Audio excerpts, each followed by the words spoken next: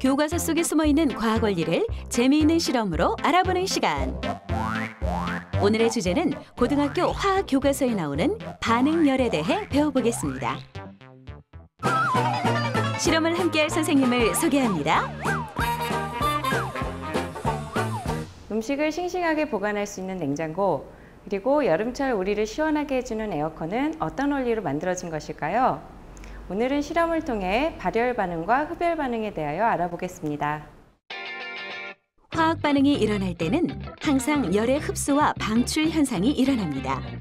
열을 방출하는 반응을 발열 반응, 열을 흡수하는 반응을 흡열 반응이라고 하는데요. 발열 반응이 일어나면 열을 방출함으로 주위의 온도가 올라가고, 흡열 반응이 일어나면 열을 흡수함으로 주위의 온도가 내려가죠. 이때 발생하는 열을 반응열이라고 합니다. 오늘은 실험을 통해 흡열 반응과 발열 반응에 대해 알아보도록 하겠습니다. 반응물과 생성물의 에너지 차이인 반응열에 의해서 발열 반응과 흡열 반응이 일어납니다. 오늘은 실험을 통해 반응열에 의한 발열 반응과 흡열 반응에 대하여 알아보겠습니다. 발열 반응에 대해 알아보자.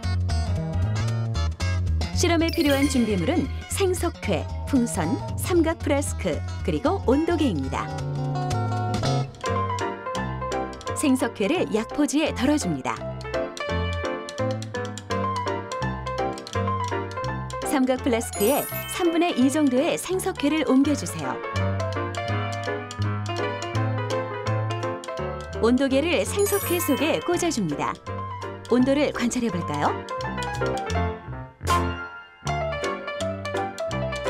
생석회의 온도는 약 28도씨네요.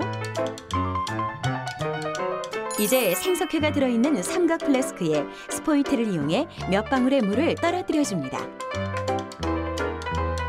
다시 온도계를 꽂아 온도를 확인해 볼게요. 물을 넣은 생석회에는 과연 어떤 변화가 생길까요? 물을 넣지 않았을 때보다 물을 넣었을 때의 온도가 조금 더 상승했네요. 생석회는 수분을 잘 흡수하고 물과 반응하면 발열하는 성질이 있습니다. 그래서 물을 넣으면 발열 반응을 일으켜 온도가 상승하게 되는 것이죠. 생석회를 삼각 플라스크에 담아두고 풍선을 준비합니다.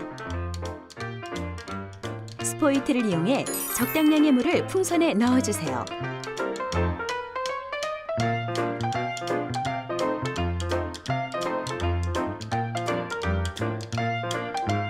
삼각 플라스크 입구에 물을 넣은 풍선을 씌워줍니다. 그리고 풍선을 세워서 생석회에 물이 들어갈 수 있도록 해주세요. 어떤 반응이 생기는지 볼까요? 시간이 지난 후 풍선이 조금씩 부풀어 오르는 것을 확인할 수 있는데요. 생석회가 물과 반응하여 발열했기 때문입니다. 자세한 원리를 알아볼까요? 화학 반응이 일어날 때는 열이 흡수되기도 하고 방출되기도 하는데요.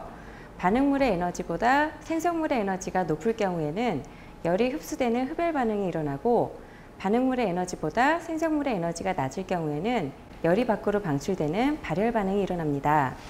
그래서 생석회와 물이 만났을 때는 반응물의 에너지가 생성물의 에너지보다 높기 때문에 열이 밖으로 방출되는 발열 반응이 일어나게 되는 것입니다. 화학 반응에서 열이 방출되거나 흡수되는 것은 각 물질이 가진 에너지가 모두 다르기 때문이죠. 반응물이 생성물로 바뀔 때 열 함량 차이에 해당하는 에너지가 방출되거나 흡수되는데요. 생석회에 물을 섞으면 발열 반응이 일어나는 것도 열 함량과 관계가 있습니다. 바로 생성물의 열 함량보다 반응물의 열 함량이 더 높기 때문에 열이 밖으로 방출되어 발열 반응이 일어나는 것이죠. 무더운 여름, 우리는 시원한 것을 찾게 됩니다.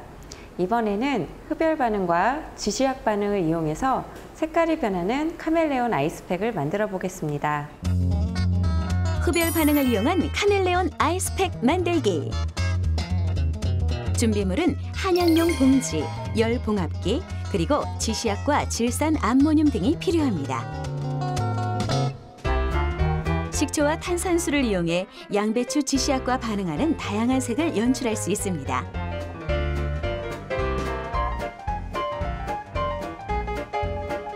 작은 비닐봉지에 지시약을 절반 넘게 넣어주세요. 작은 비닐봉지는 얇은 비닐을 이용하기 때문에 제작 과정에서 터지지 않도록 유의해야 합니다. 지시약이 밖으로 흐르지 않도록 열 봉합기로 입구를 밀봉해주세요. 그 다음 작은 비닐봉지에 식초를 넣어줍니다.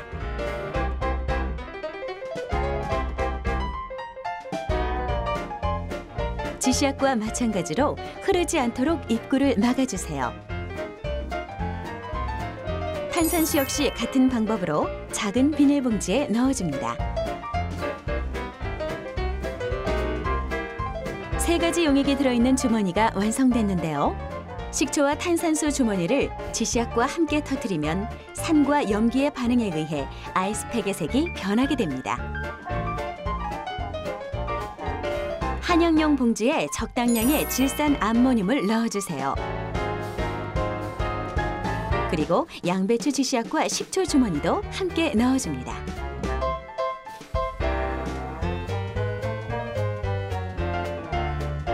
어떻게 아이스팩으로 변할지 궁금한데요. 또 다른 아이스팩을 만들어 보겠습니다. 2번째 한약용 비닐봉지에도 질산 암모늄을 넣어주세요. 이번에는 지시약과 탄산수 주머니를 함께 넣어줍니다. 어떤 색으로 변하게 될까요?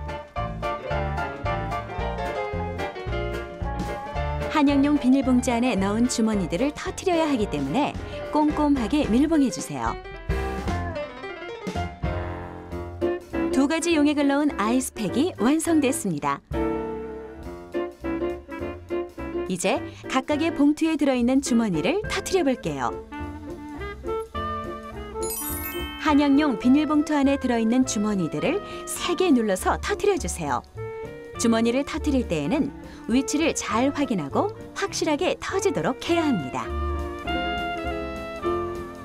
질산 암모늄과 터뜨린 주머니들의 용액이 섞이면서 차가운 상태로 변하는데요.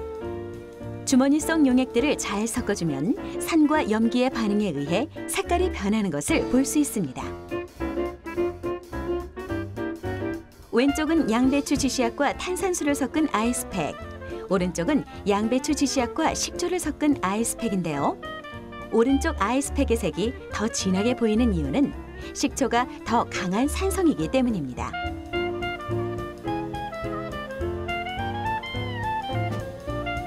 온도계로 아이스팩의 온도를 재어보겠습니다.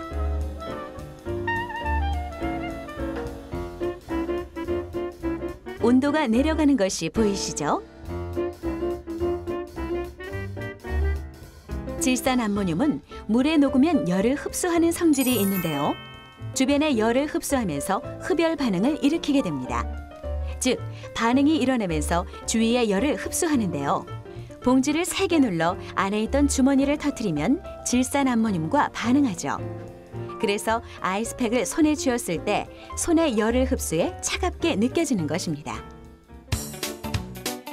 우리 생활에서 흔히 사용하는 냉장고와 에어컨의 경우 냉매가 기화할 때 흡열 반응을 일으키는 원리를 이용한 것입니다. 오늘 실험 어떠셨나요? 흡열 반응과 발열 반응을 이용해서 슬러시를 만들거나 얼음을 빨리 열게 할 수 있습니다. 무더위에 지쳐가는 요즘 흡열 반응과 발열 반응의 원리를 기억해서 우리 생활에 응용한다면 여름을 시원하게 보낼 수 있을 것입니다.